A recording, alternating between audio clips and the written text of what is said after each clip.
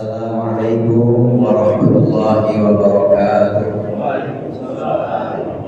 Alhamdulillahil awwalil akhir al-batinil zahir wassalatu wassalamu ala sayyidina Muhammadin al-tahiril fakhir wa ala alihi wa ashabihi dhawil ula wal mafakhir. Amma ba'd. Hadaratil mukarramin wal muhtaramin, ashabil fadilah, para ustaz, hujjah, para sesepuh, khusus guru kita sekalian, Haji Syarif Muawwad, alhamdulillah sudah hadir di tengah kita. Habib Haji Muslim, Habib Haji Rokib, Bapak Haji Budin, Haji Gopur, dan Ustaz Haji Yunus, Ketua DKM Masjid Islah Diniyah Wadatul Islah Wadatul Islah, dan segenap hadirin dan juga khususnya akhi fillah Ustaz Haji Romli Muslim, hadirin sekalian, Bapak Ibu hadirat yang dirahmati oleh Allah.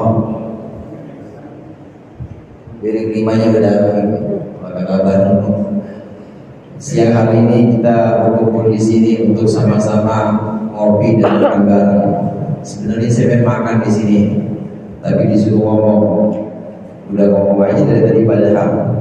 Alhamdulillah, demi kebersamaan kita, maka setiap bulan kita paksakan diri kita, tiap bulan kita sempatkan untuk kumpul di Rodotul Islah ini untuk sama-sama mendoakan almarhum, mendoakan almarhumah, orang tua kita, guru-guru kita. Mudah-mudahan apa yang kita lakukan ini mendapat ridha Allah dan Allah bimbing kita untuk terus istiqomah. Hadirin hadirat rahimakumullah, saya kadang suka mikir-mikir. Ini saya ngomongin diri saya sendiri aja, nggak usah ngomongin orang dah. Ngomongin orang dia marah. Saya suka mikir-mikir, kalau lagi makan, kalau lagi minum, saya mikir ini kayaknya saya mirip banget sama ayam ya, mirip banget sama ayam. Dari sisi kebutuhan makan dan minum itu, saya mau mirip-mirip banget sama ayam. Mirip dengan, mohon maaf, binatang. Karena binatang pada sisi ini, pada aspek ini pasti dia butuh makan, butuh minum. Boleh sambil makan sambil minum, enggak mirip binatang. Saya mah mirip banget dari sisi ini. Karena memang secara khilqah atau secara penciptaan memang sama antara manusia dengan hewan. Ya ini sama-sama ada dagingnya, ada darahnya, dan butuh nafas, butuh untuk menyambung hidup. Oleh karenanya butuh makan dan juga butuh minum. Betul gitu kira-kira ya Pak? Pasti kita butuh itu. Mirip-mirip dengan binatang pada aspek yang sama, yaitu aspek hayawaniyah istilahnya. Ini kita juga mirip dengan kucing. Kadang bedanya kita mah enggak teriak-teriak aja. Kucing kalau pengen kawin teriak, tapi kalau kita diem-diem aja, rapi mainnya. Tapi pada aspek itu tetap sama. Kok sama, saya kok sama kayak binatang juga, sama hewan juga seperti ini. Karena memang Allah ciptakan kita ini ada unsurnya unsur hewan, unsurnya unsur binatang itu ada dalam diri kita, dalam diri manusia. Ya saya ada, bapak-bapak insya Allah juga ada, ibu-ibu insya Allah juga ada unsur ini. Unsur yang pertama yaitu unsur hewan, unsur hayawaninya, di mana kita bisa gerak, kita bisa tumbuh, makin lama makin gede. Kalau yang memang masih kecil, lama-lama gede, itu kan sama unsur hayawaninya juga. Kemudian kalau dipikir-pikir lagi dari sisi yang lain atau dari aspek yang lain, kadangkala pengen banget dilihat sama orang, hanya dilihat kebaikannya aja, keburukannya jangan sampai ketahuan sama orang lain. Jadi mencoba untuk menampakkan yang baik-baik di depan orang banyak. Jangan sampai tahu kalau bangun tidur kita rupanya jelek banget.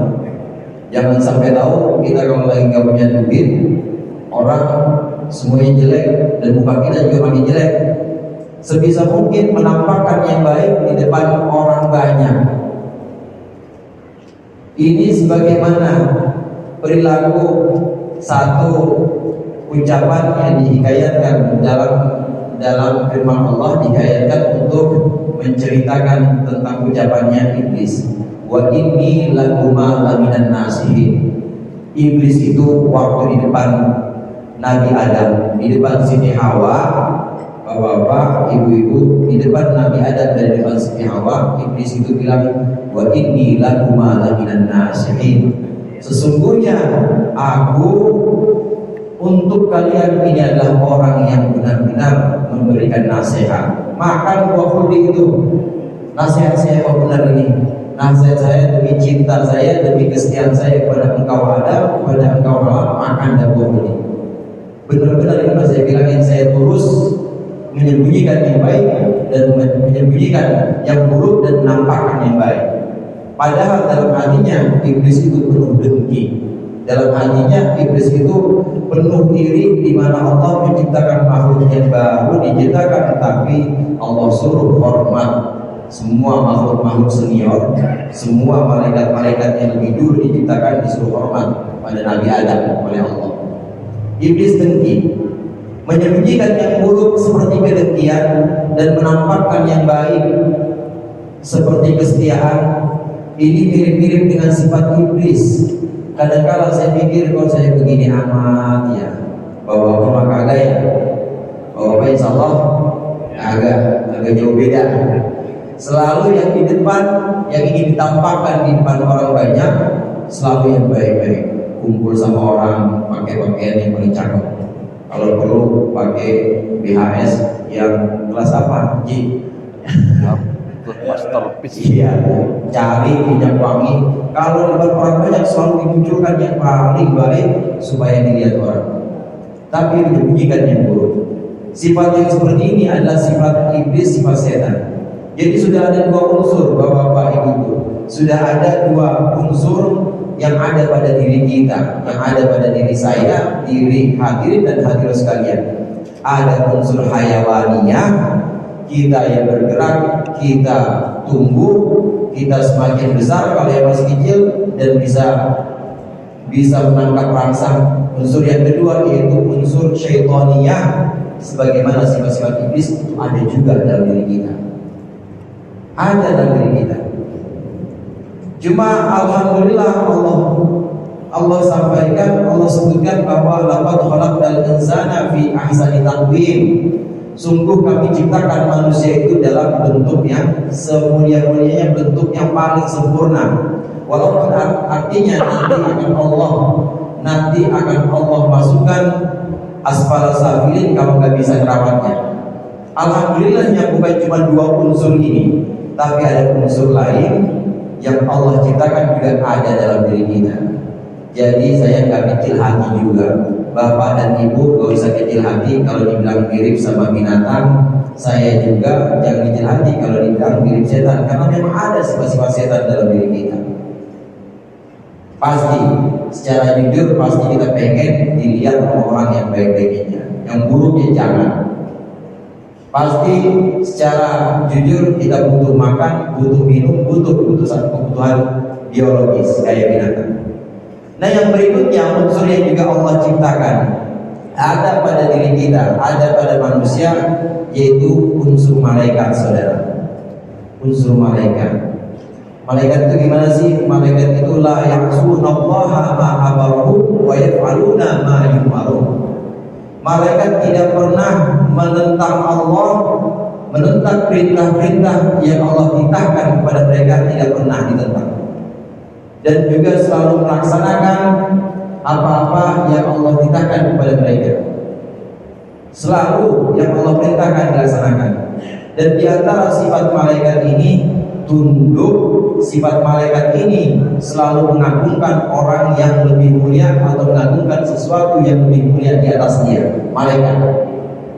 Malaikat punya sifat selalu tunduk dan memuliakan sesuatu yang lebih tinggi dan lebih mulia di atasnya. Dan kita punya unsur ini, Kita punya unsur malaikat di mana kalau kita melihat orang tua, kita melihat para sesepuh, saya tahu sesepuh sini mah umur udah 60, pasti sholatnya paling nggak 55 tahun. Saya paling berapa tahun sholatnya. Ada orang tua kita lihat, ada guru-guru ilmunya lebih banyak dibanding saya. Maka sam'an wa ta'atan ada dalam diri kita sifat seperti ini, sifat seperti malaikat, di mana kita tunduk, di mana kita merasa kecil di hadapan sesuatu yang memang lebih mulia dibanding kita. Ada hadirin. Sifat-sifat malaikat ini kalau kita pupuk terus, sifat-sifat malaikat ini kalau kita rawat terus, maka ini juga akan menaikkan derajat kita. Artinya yang Allah pesankan dalam ayat Al-Quran, wa nafsi wa ma sawwaha, demi jiwa dan sesuatu yang membentuknya, fa'alhamaha fujuraha wa taqwaha, sungguh telah dia berikan suatu yang sifatnya menentang atau penentangan dari diri dan juga ketakwaan dari diri. Seorang bisa menjadi malaikat, tunduk kepada sesuatu yang lebih tinggi di atasnya, tunduk kepada Allah, tunduk kepada sesuatu yang lebih mulia, kalau dia bisa mengatasi sifat-sifat yang dua sebelumnya. Dia bisa mengatasi sifat-sifat hayawaniyah, dia bisa mengatasi sifat-sifat syaitaniyah. Artinya di sini bukan sama sekali dihilangkan, tapi ditata. Kalau pengen makan dia ditata, baca Bismillahirrahmanirrahim. Kalau pengen ngelonin bini, ya ada doanya, Allahumma barik mana ya, ada doanya, ditata semuanya. Begitu juga ketika ada hasud atau dengki, ketika ada kebencian, langsung istighfar, astagfirullahaladzim. Karena sifat-sifat itu gak bakal bisa hilang, hanya bisa kita tata, hanya bisa kita manage, kita atur sedemikian rupa sehingga kita bisa naik pada sifat-sifat malaikat, yaitu kita tunduk kepada ajaran-ajaran Allah, tunduk kepada perintah-perintah Allah sebagaimana malaikat. Ini biasanya dididik dan biasanya dibentuk di dunia pesantren, hadirin. Di dunia pesantren, Bapak, Ibu, makanya jangan ragu-ragu mondokin anaknya. Santri itu kalau sudah di depan kiainya, itu pasti sam'an wa ta'atan. Itu kayak malaikat. Kayak malaikat. Karena melihat sesuatu yang lebih mulia, yaitu ilmu, ini disandang atau ilmu ini dipikul sama kiainya. Kiainya jadi ketularan mulia. Maka santri memuliakan sesuatu yang mulia. Ini adalah sifat malaikat yang sedang dibentuk di pesantren. Ini adalah sifat malaikat yang sedang dididik dalam pesantren. 1, 2, 3 ya, sifat malaikat. Kemudian yang terakhir dalam diri kita, ini ada sifat yang disebut dengan sifat ketuhanan. Sifat ketuhanan. Jadi ada dalam diri kita ini sifat-sifat Tuhan itu ada. Kalau kita sebut dalam bahasa Arab, ibu rumah tangga itu namanya Rabbatul Bait. Kalau yang ngurusin rumah tangga namanya Rabbul Bait. Padahal di Al-Quran ada Alhamdulillahi Rabbil Alamin. Rabb itu artinya Tuhan yang mengatur. Rabbul Bait itu artinya yang ngatur rumah. Ya bapaknya anak-anak.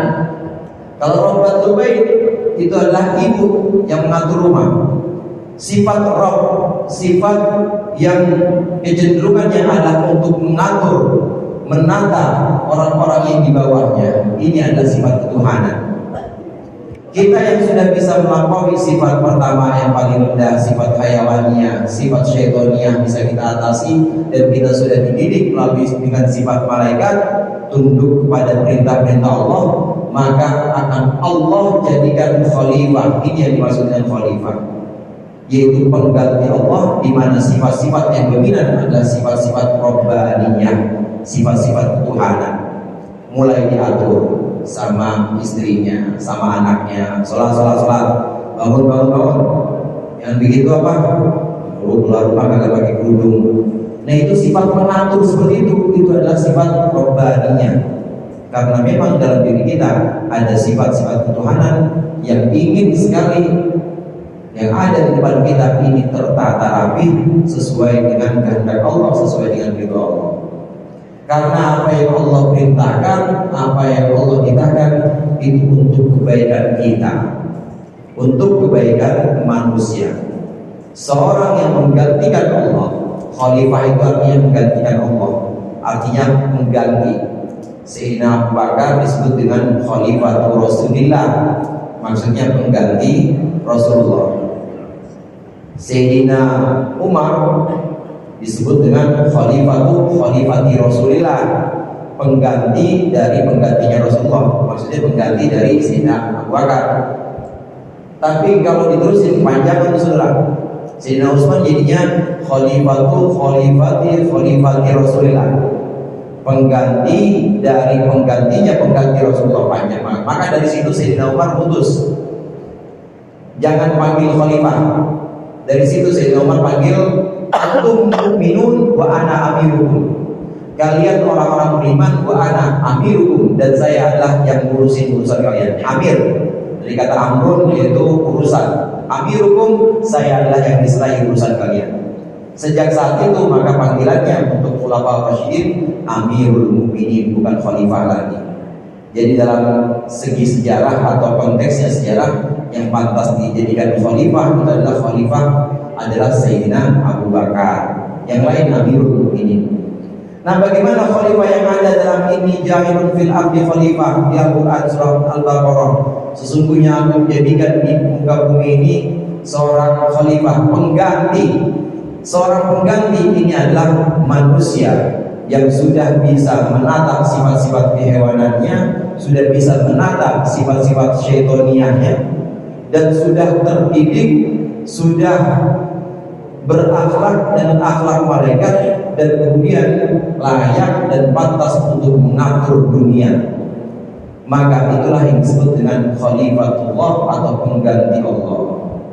Bapak-bapak sekalian di sini dan para pengampu kebijakan, mungkin itu para kiai atau pengasuh pesantren, ini adalah sebagai insan-insan, sebagai manusia-manusia yang memang punya sifat ketuhanan, yaitu ngatur, menata sesuatu yang perlu ditata, mikirin sesuatu yang perlu dipikirin demi kemaslahatan orang banyak, sebagaimana Allah ini mengatur dan juga menata urusan-urusan supaya sesuai dengan maslahat dan kebaikan seluruh orang. Itu saja dari saya, mudah-mudahan bermanfaat. Dikurangnya saya mohon maaf. Allahumma muwaffiq ila aqwamit thoriq. Assalamualaikum warahmatullahi wabarakatuh.